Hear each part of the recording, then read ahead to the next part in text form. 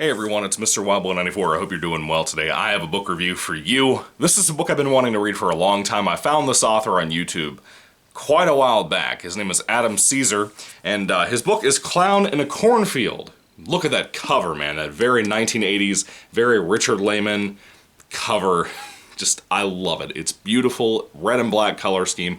Gorgeous looking book. Could not wait to pick this up once I had found Adam Caesar's channel and then started becoming, I guess more active in that community on there. I just really like his videos. He makes some really good recommendation videos. He makes some great horror movie reviews and some recommendations for things like Possessor that I hadn't seen until he talked about it. Clown in a Cornfield is a relatively decent sized book. It's 340 pages, pretty average. I wanted to read this for ages. I bought this like 6 months ago, and I've been talking about it forever. I also have a digital copy of it.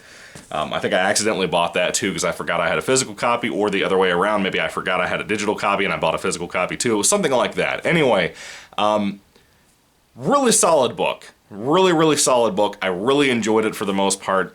I have my nitpicks and complaints. I'm going to have some that people are going to hate, pretty much. If you happen to be a big fan of Adam Caesar like myself, I'm sure some people are going to have complaints about this anyway. Yeah, but anyway, let's get to the actual book itself. It is a slasher book, and I was kind of interested about this because this is pitched more towards a YA audience, which is not so much a focus on like Hunger Games type of stuff. There's a lot of foul language in here. There's a ton of gore in here. Now, Rot and Ruin is a series of like 5 books that Jonathan Mayberry put out, and they have a lot of gore in them too. But not really so much language or anything like that. I'm kind of surprised. Excuse me. So, I went into this book not really knowing anything about it. I knew there was like a killer clown. That's it. Probably a slasher, so it was probably a guy with a mask on. And I was excited for that because I don't see much of that getting published nowadays from anybody. YA, the horror genre itself, you don't see much of that anymore, which is, to me, a shame. You see a lot of supernatural horror, and I miss the old days. Anyway, so, read the book. I'm going to start off with the plot, just because it's usually what I do with my reviews. Essentially, you're starting off with a young girl named Quinn, who her and her dad just moved out of a big city after her mom passed away. And they move into a small town, kind of, not backwoods, but kind of like just a kind of tucked away town type of thing. The dad is going to be the new doctor in the town. The old doctor there moving into his house, and he's just vanished. Nobody knows what happened to him, but when they move into the house, it's already furnished and whatnot. And they meet the sheriff, and they meet some other people around the town. Everybody seems pretty decently friendly. A lot of the kids around the town are kind of rebellious, particularly one group that we had a prologue based around where a bunch of kids were hanging out at like a, I forgot what it was called, but it's like a place with a little bit of water to it. And one of the kids was actually, I think she like got either pushed off or she fell off or something, had an accident, and she died. Well, it turns out it's one of the kids' sister, and this book kind of picks up after the prologue. We pick up with Quinn and her situation, her meeting a lot of those kids, how they've changed months or a year or whatever it was later after that situation happened with that girl being killed. And it's got a little bit of a loom of tragedy to it, but also a loom of most of the society did not really care about that girl dying. The family of the girl did, but not so much the rest of the society of people, I guess, in that community. Her brother is really affected by it, and it's interesting seeing those groups of kids being kind of rebellious, but they're not really rebellious. It's your typical teenager horror slasher series like Friday the 13th, where they just want to party, dude. That's all they really want to do. That's about as rebellious as it gets. And eventually they're kind of aiming their goals towards after this holiday that the town has called Founders Day, where they celebrate, I guess, the founding of the town. They have a town mascot named Friendo, which is a clown that's painted on the side of a big workshop place that one of the character kids' grandfathers or great-grandfathers actually had put on the side of that building. And on this Founders Day thing, everybody wears Friendo masks. So everybody's dressed up like clowns and walking around. It's kind of fun, kind of neat. I haven't seen something like that in a slasher book or any kind of horror novel that I've read in recent years. So I thought it was kind of neat. That's a really cool set piece. Again, Adam Caesar's very talented. Some of the stuff he chose to put in this book really works for me. Really works. And watching a lot of things through Quinn's eyes and seeing the changes around the town and what's happened, it's interesting. So, After Founders Day, they're all kind of planning on having a big party out in the cornfield near Quinn's house. And they do that. And pretty much every kid in the town goes to this place. And it's just a big old party. Think of the Freddy vs. Jason movie. Think of like that kind of situation. And all of a sudden, a guy dressed in a clown mask starts killing everybody, shooting bows and arrows and stuff. I guess he just shoots arrows with a bow. Anyway, he starts shooting arrows at people. And people are getting actually slaughtered, like killed. And some characters you know are getting killed. And it's pretty... To me, there's not a whole lot of the action and the slasher part of this really happening until about halfway through the book. Which I know for a lot of people is a little bit too long to wait. I think anybody up to Richard Lehman standards, like myself, would say that's a little too long to wait. But I don't mind pacing. I don't mind for a shorter book like this. I don't mind having to wait off for that kind of thing to happen.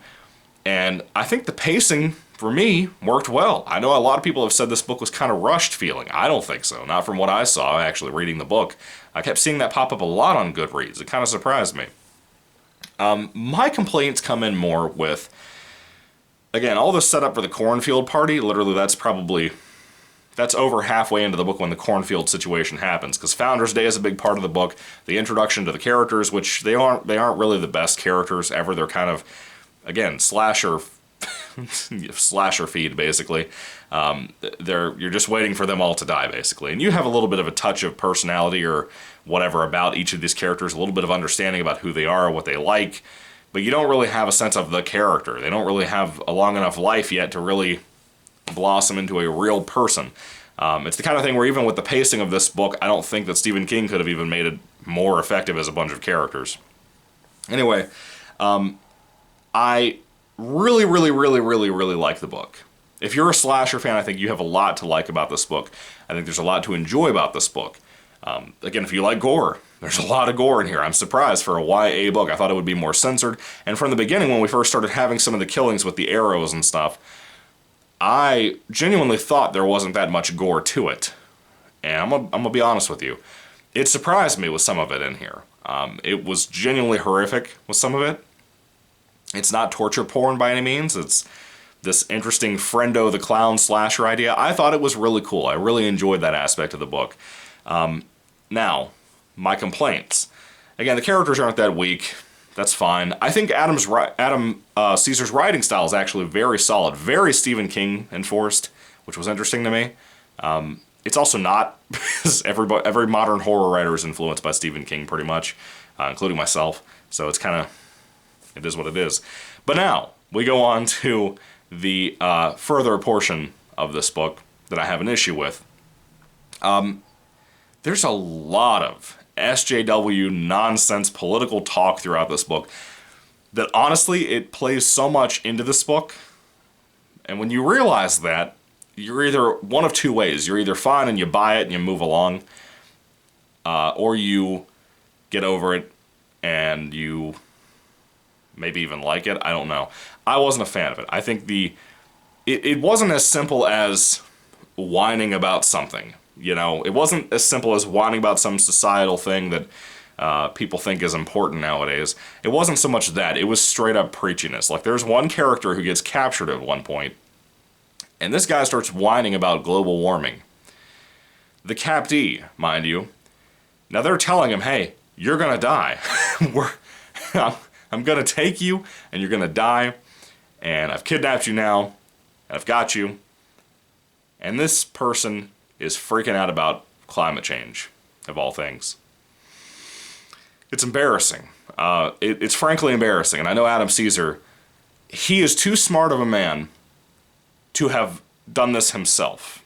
I don't believe for 2 seconds that he wrote that in himself. I believe very thoroughly, and maybe I'm wrong, but I'm very thoroughly a person who believes with this guy being an ex-teacher, or I think he's still a teacher possibly, I don't know, but Adam Caesar, in my opinion, is too smart to be too dumb to put this in here to ruin this book. Whether he agrees with the stuff or not is one thing. What I'm saying is, even if he does, I don't think he put this as the motivation in the book for a lot of things. I don't believe it. I don't believe it. I think it's a publisher thing. I think the publishers pushed for it. He gave in and did it because it was his first novel. As far as I know, I think it was his first novel. Yeah, I don't believe that for 2 seconds. I'm not an idiot. I also don't believe that he did that deliberately. It kind of ruins the book for me. I'm going to be honest with you. I really, really, really like the book. I think it has a lot to offer for horror fans.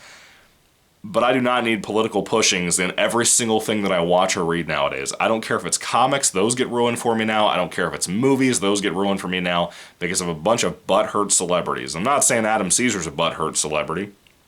What I'm saying is, Adam, don't split your audience already. And technically you already have by putting this out a few years ago. But it's a shame to me because it didn't need to go that route. I don't know. I'm kind of let down by that part because I really enjoyed the book. I think it had a lot going for it. Regardless of which way you lean, I even saw people on Goodreads that were doing 1- and 2-star reviews for this book. And most of that was complaining about like bad writing, bad whatever they thought, which I don't agree with most of those complaints. I actually enjoyed the book quite a bit. It seemed like most people that I saw that were putting 1- and 2-star reviews, at least on there, were saying the political undertones were not just undertones. They were straight up rants, and they were stupid. They were poorly placed, and they were dumb. Great example of propaganda pushing in Hollywood and in publishing industries and whatnot.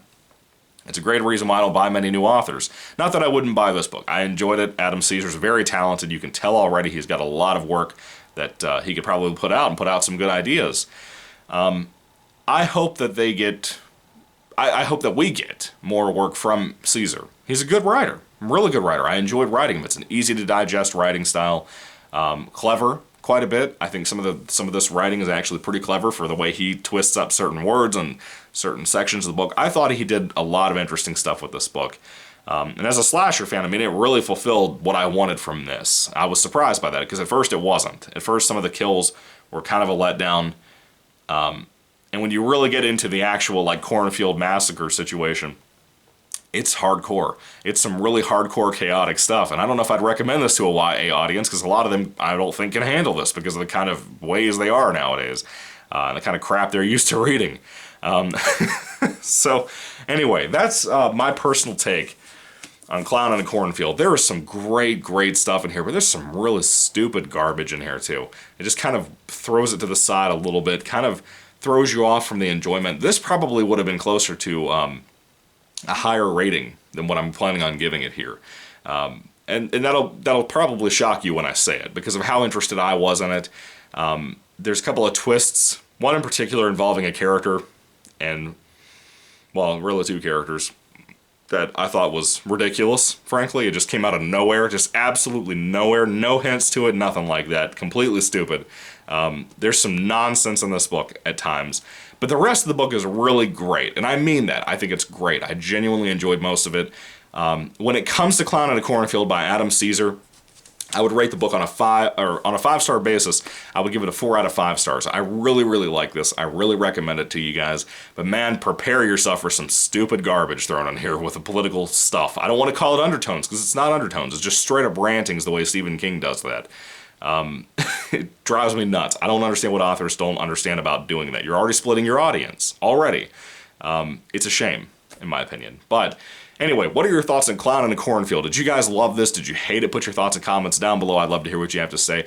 I would be surprised if people told me they hated this book. There'd have to be a lot wrong in your taste and in your opinion to hate this book, because you have to be the right kind of audience to really like this, I think. It's a great read. Adam Caesar, you're a very talented dude. I saw at the top of the book where Clive Barker had even put a quote for the book. An author who knows how to make us afraid. Yeah. But I would say this, it's not a scary book, Clive Barker, so did you read it? That's my question. Anyway, I'm joking. That's another complaint I have too. It's not really a scary book, but any slasher type of thing, I don't expect it to be scary because it typically never scares me. Slasher is a very campy genre, and it needs to stay that way. The only thing that's ever broken out of that mold for me in recent years was Hush, the movie, and it worked. But this is not scary in my opinion. The gore and stuff are very, very effective after a while. But it has some heart to it. I enjoyed that. That's something missing from the slasher genre for a long time now. Very effective read, very fun read, very, very fun read, as a matter of fact. But 4 out of 5 stars for me. I wish I could give it a higher rating. I really wanted to. But man, the ranting is just ridiculous. It's great because even though it feels like Stephen King's writing, it's not rambly like Stephen King's writing. It's not going all over the place about nothing type of writing the way Stephen King does that, which I like sometimes. Other moods of days I don't want to deal with that. It's good for that right in the middle type of place that you need, that doesn't feel like a copycat of Stephen King, but feels good. Feels like a good imitation of that. Feels natural, organic. But, yeah, I have my mixed feelings on this. But I enjoyed it. It was a good read. I recommend it if you haven't seen it or read it before. Apparently it's already in production to be made into a film. I'm curious what Frendo's going to look like. That'd be cool. Anyway, what are your thoughts? Put them down below, guys. Thank you for watching. 4 out of 5 stars. Happy New Year, and goodbye.